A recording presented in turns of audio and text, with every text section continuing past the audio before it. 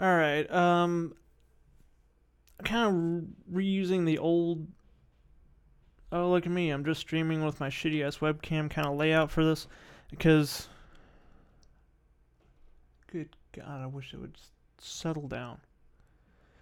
Neighbors. Anyway, I wanted to discuss this article that I came across here, uh, because it really kind of sums up. It's like, all right. Let me preface this a little.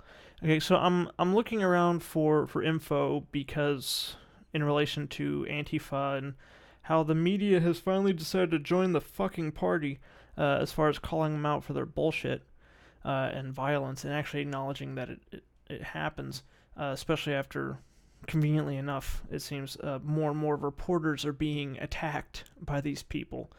So yeah, they decided to notice it. Oh, well, that's surprising, especially after CNN's peace through violence bullshit. But anyway, I was looking through posts and info about that, and I noticed something, and it's I don't know, maybe it's a term that's just sort of hit critical mass for me, because I look through a lot of this sort of left wing, far left, uh, Antifa, SJW kind of stuff to find material, and I noticed something interesting. They always actually why am I relegating myself to the little corner? I'll get into the article in a second, but as we all know, this is the most important part of the videos where it's here. There we go. Okay. Anyway, uh, I've noticed something interesting with the vocabulary that they use. They like to use, among other things, they use a term called, they use, not term called, they use the term folks, FOLKS, to refer to everyone. Lesbian folks, LGBTQ plus XYZ OMSQ QQQQT plus minus division sign folks, folks of color, white folks, or whatever thing. It's always folks, something folks, folks. Okay, so I'm wondering why. Why are they using that term? Why is it all of a sudden become so popular with these people? And it's like, so I'm looking around and doing a little searching into it, like okay, why are these nutbags so into this word? And I came across this article, that right here. Now I'll move this article here in whatever this is, the Public Autonomy Project. But anyway, and it actually specifically goes into this matter, the sort of the changing of vocabulary that has taken place in left-wing activism. And I want to read a little bit of it and share some of my rantings on it. Hence the potato cam and this setup instead of my usual high production value, production quality stuff. So let's get into this real quick here. Now, if a handful of time-traveling activists from our own era were somehow transported to a leftist political meeting in 1970, would they even be able to make themselves understood? They might begin to talk as present-day activists do. Oh God, do they? About challenging privilege, the importance of allyship, or the need for intersectional analysis. Or they might insist that the meeting itself should be treated as a safe space. Yeah, then like a member of the fucking Black Panther Party would be like, "Get your jive ass out of here, sucker. The hell you talking about?" Because they didn't take no shit. But how would the other people in the meeting react? I'm quite sure that our displaced contemporaries would be met with uncomprehending stares. It's not so much that the words they use would be unfamiliar. Certainly privilege is not a new word, for instance. But these newcomers in the to the 1970 left would have a way of talking about politics and political action that would seem strange and off-kilter to the others in the meeting. If one of the time travelers told others in the meeting to check their privilege, Jesus, what have we become? It's not that anyone would disagree exactly. It probably would. At least I hope. I gotta hold out a little bit of hope for humanity that they would have been like, what the fuck are you talking about? It's that they wouldn't understand what was meant or why it was supposed to be important or relevant. Okay, basically that is saying like, yeah, they wouldn't. That's what they would be. They're doing. They'd be like, what the fuck are you talking about? Shut up. You know, it's not like they don't understand the actual words that are coming out of their mouth. They just don't understand the friggin' SJW modern left activism meaning. Alright, we can reverse the scenario, and the picture looks similar. Swear to God. Neighbors will not quit walking around. Anyway, this whole point, I'm just gonna keep going with this. We reverse the scenario, and the picture looks similar. If a group of time-traveling activists from the heyday of the New Left, members perhaps of the Black Panther Party, the Organization for Afro-American Unity, or Students for a Democratic Society were transported to a political meeting of activists in our time, they might quickly begin referring to the need to unite the people in a common struggle for liberation. By constructing an alliance based on the solidarity, I'm kind of missing a point here. They might quickly begin referring to the need to unite the people in a common struggle for liberation. By conducting an alliance based on solidarity, in this case, the problem would not be one of understanding so much as credibility. They would be understood, I imagine, at least in general terms, but would they be taken seriously?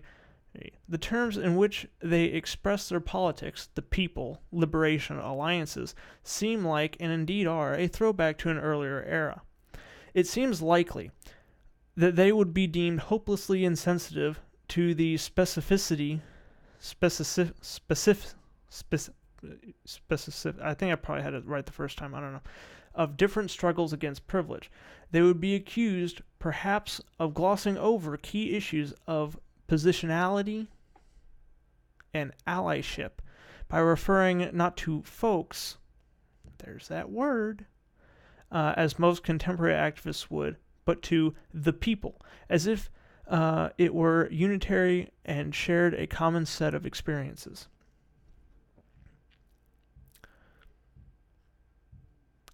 And see, that's the thing that I wanted to bring up. And there's more to the article, a lot more to it, and it goes into more in-depth. But one thing I wanted to skip to here is sort of the differences, kind of illustrate the point here, the differences in the vocabulary.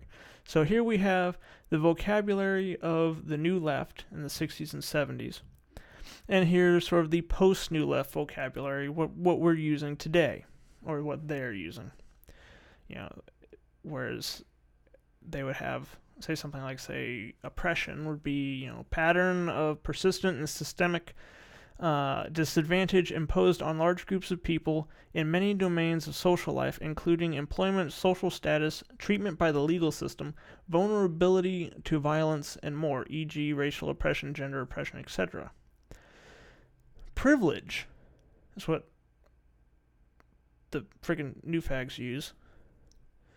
A set of unearned benefits that some individuals enjoy and others are denied in their everyday lives, by virtue of their place in a racial or gender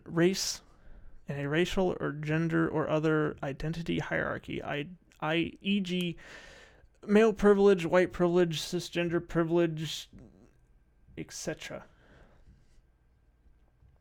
Exploitation, classism, alliances,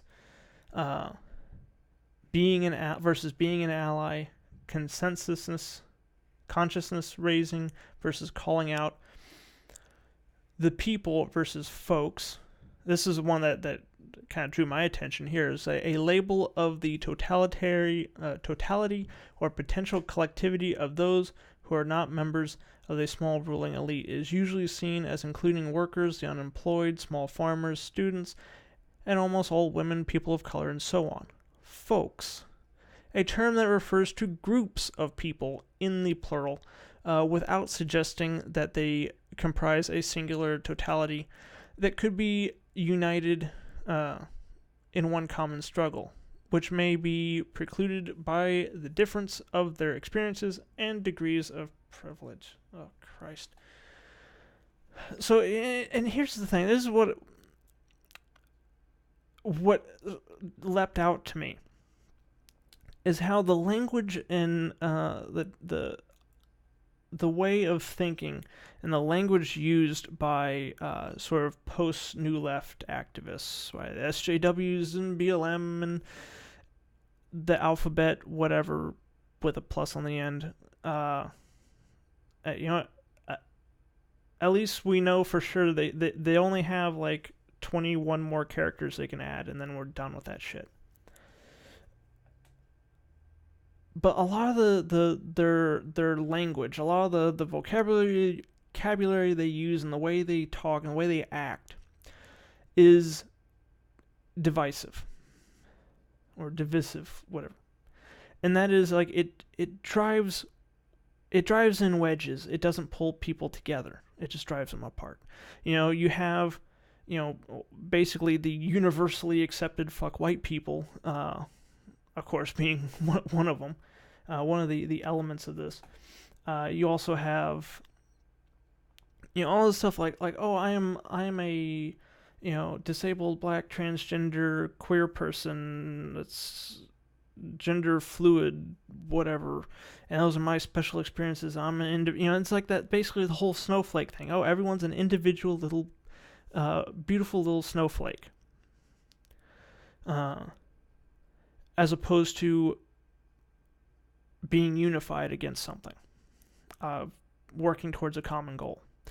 And now I'm not sure, like, of course there's a conspiracy theorist side of me that thinks that, like, okay, especially people in the establishment and mostly on the left basically push stuff like this, or like, oh yeah, we can get behind gender equality or BLM or this or that, as basically just a way of getting votes, because these groups are fairly small, they have a fairly loud voice, but what they want is particular to their one group, and while that group may help that person, that politician or whoever getting votes or support, it's not, it's not like, it's basically, it's a movement that they, once in office, they can bullshit and they can ignore them. It also helps that a lot of the things that they push for are either myths or don't exist, or are societal issues, not something that could be really handled through legislation. But it's and part of me feels that it's sort of like a scheme or a plot to kind of like drive wedges into the left, to break them up in their own particular little snowflake groups, and keep them from bringing the real sort of force and power and numbers to bear, pressure-wise, on people. And also, too, it keeps their ideology and their views fairly contained to their own little group, because they're like elitely offended in a very special way, because of who they are and what they are and all that stuff, and no one else can understand, and you just need to be an ally and just do what we say and all sort of bullshit, totalitarian crap that they do. And whereas in previous movements, they used language like that, like the people and liberating the people and the consensus or consciousness raising or something like that, which is like alliances, which is basically a lot of the sort of the undertones of the vocabulary used back then in the 60s and 70s and those movements was all about coming together. We are, the best modern example of that was I think the Occupy movement. For instance, the slogan, "We are the 99%." That coming together, uniting behind that, like whether you are, basically the new language, the new vocabulary and way of doing things is all about, we're all individual little snowflakes. Whereas the older way of thinking was, put aside your differences, not put them on a pedestal. We're all different. We all have these little different interests, and privilege has affected us different, or oppression affects us all differently and uniquely in a special way, and all this stuff. No, it was all about, okay, put aside all that and work together with other different people who share that common goal, who share a common goal to you. In the 60s and 70s, it'd be like, ending the war in Vietnam. You had a lot of different people of all, various walks of life and colors and backgrounds and sexual orientations and whatever, coming together because they wanted that shit to end. And it brought significant significant influence or pressure to bear on the government to actually do something.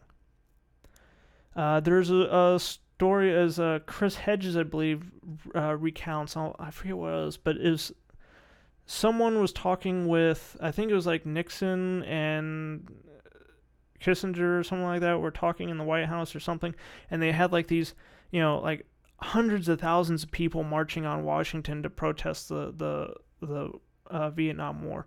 And they had like these buses and everything sort of parked in front of the White House lawn to kind of like work as like a barricade. And evidently, like whoever the two were talking, like one turned to the other and said, "You know what? I think if they get past those barricades, they're gonna come in and kill us." And of course, that didn't happen. But that's what I mean. That when you have everyone together in that one voice saying like, "No, we want this to happen," it can actually affect change. Because the media, because the government, because the people cannot ignore it. But when you have all these little groups that are splintered apart, then who gives a shit? You have this one little group, and they end up getting more extremists and more kind of isolated and have their own little thing, and the rest of the people just don't really care.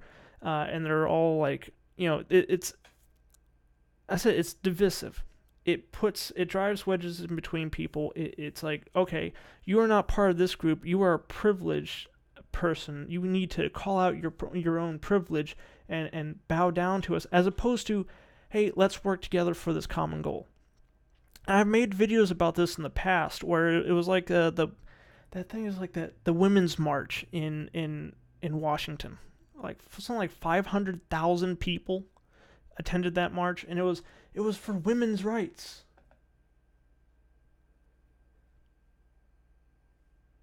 Okay, name a few that you don't have. Name a couple. I'll wait. Actually, this video is getting a little long, so I don't really have time to wait much longer. And that's the thing, like where were they going? Like, okay, well, they were there because they had vaginas, but yeah, there's a lot of them like, okay, well, the gender pay myth, somewhere about the pink tax, somewhere about, grabbing by the pussy, and all this stuff, and various things that have never happened, or crimes that have not been committed, or not proven at least. And what was accomplished? And that's the thing too. It's like, okay, even with this sort of divisive tactics or language or vocabulary or ideology that's in place now, even when they're able to muster a large group of people, what the fuck do they want? There's like 30 different 30, 40, 50, 100, a couple thousand different viewpoints on what's most important, as opposed to specifically getting together on one issue. That's what pissed me off about that march, is like, imagine if it were like Medicare for all, or $15 minimum wage, or actual better workers' rights, like a requirement for paid sick leave. If you had 500,000 people marching on Washington for a specific goal, that's a pretty damn effective tool, or could be a very effective tool. But no, it was for all these various different reasons, none of which are, half the times, like, even when they are formed in large groups of people, they're going after problems or issues that they perceive as being the biggest thing in the world that really, again, what do you want the government to do about it? Like the whole gender pay bullshit. Like, okay, well, it's already illegal to discriminate based on gender, color, or sexual orientation on things like pay. So what more are they supposed to do? And that's the thing. It's like, I think that's something that needs to be changed on the left. If you want activism to actually work and be effective, you have to come together on things. You can't just constantly be like collectivists, or be like, oh, we're our own little individual, teeny tiny little group within a group within a group, and we're different than everyone else, and we have our own little things that we're into, and no, you can't be a part of our group because you just don't understand. You could maybe be an ally and do bitch work for us or something. All this crap. Like, if you actually want to make changes, if you actually want to bring your government to heel, as we are supposed to be doing as citizens, you have to actually unite and work together for common goals that everyone can get behind, not just a very specific minority of the population. They're like, oh my god, but minorities are people too. Yeah, I know. But here's the thing, we live in a society where the majority gets its way. So those are the tactics that need to be employed. We need to, like, for example, the gender income inequality bullshit. Okay, suppose it's a thing, or it is a concern. Here's an idea: raise minimum wage. Because here's the thing, at the high end of the pay scale, and this was actually a study that was done, that they followed like MBA graduates out of university, and like 10 years later on, they found that the men were making about $400,000 a year, while some of the women, or most of the women, like the average was around $250,000 a year. For one thing, not all that much you can necessarily you could do about that, to my knowledge. Secondly, you're not going to win over a lot of sympathy with the working class and the majority of this country by coming out and saying, oh, you have to put up with the living as a woman, you have to deal with the slave wage of only $250,000 a year. Is it less than $400,000? Yeah. Do me personally, do I give a shit? No, I don't care. If I was making $250,000 a year, $250,000 a year, and every woman that was around was making $500,000, it would be annoying. But you know what? It's not like I'm fucking starving. We can work on that later. But here's the thing: what I was saying about unifying and coming behind a common goal. If you want to deal with issues with income for women, why don't we look at the low end of the scale, where the difference of $1 or $2 can mean making your rent or putting food on the table. And in that end of the spectrum, let's raise the minimum wage. In that case, everyone who makes that shit level of wage will get higher income, will have their lives, their financial lives at least, improved, instead of just the women. Because, okay, we're going to go with just the women. Well, again, for one thing, you're just flat out cutting out half the population. You're like, okay, well, hey, I'm here making, $7.25 an hour, and I can't fucking pay for food, but you want me to go out and protest and fight for someone who's, because that's already the hard line. Minimum wage, like, you cannot legally pay someone less than that. So let's raise that. So then all those men and all those women who are on that, who are getting paid less, well, at the very least, they're going to be making enough to put food on the table. And that's something we could all get behind. But no, we're going to divide. And that's the thing. Like, if real change is going to happen in in this country driven by activism, honestly, I think, in my opinion, you're gonna have to kick it old school. You're gonna have to come back to that, the people, forming alliances, solidarity. Here we go, solidarity.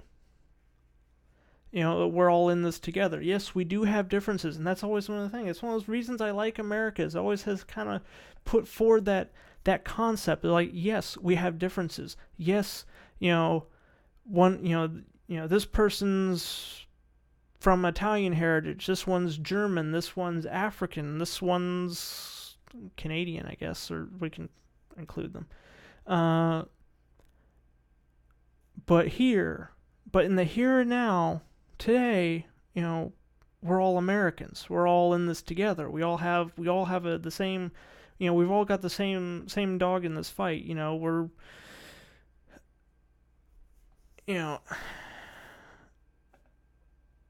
and I feel that's, if we want to make any improvements, any real change, that is a concept, uniting as one, as the people, power of the people, or whatever. That's a concept that needs to be rediscovered by the left. So, anyway, this is my ridiculously, unfortunately long rant on why left-wing activists use the term folks instead of people. I hope you enjoyed. Like, dislike, whatever, subscribe, so on and so forth. If you haven't yet, leave a comment. I want to get your thoughts on this unscripted bullshit rant of mine, and I'll see you next time. Bye.